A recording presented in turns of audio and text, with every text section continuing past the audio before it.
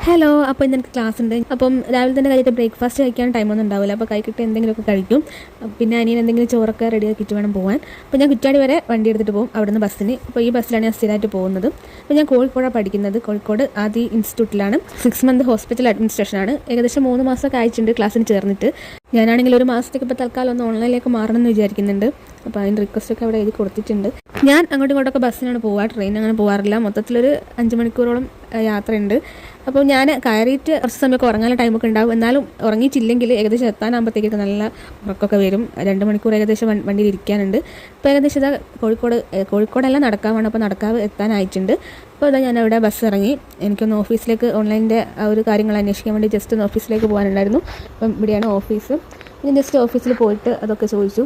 Main ഓഫീസിൻ്റെ അടുത്ത് കുറച്ചും കൂടെ നടക്കാനുണ്ട് ഉള്ളോട്ടേക്ക്. അവിടെയാണ് ഞങ്ങളുടെ ക്ലാസ്സൊക്കെ വരുന്നത്. മെയിനായിട്ട് ഇവിടെ കുറേ ക്ലാസ്സൊക്കെ വരുന്നുണ്ട്. ഓഫീസിൻ്റെ അവിടെയും കുറച്ച് ക്ലാസ്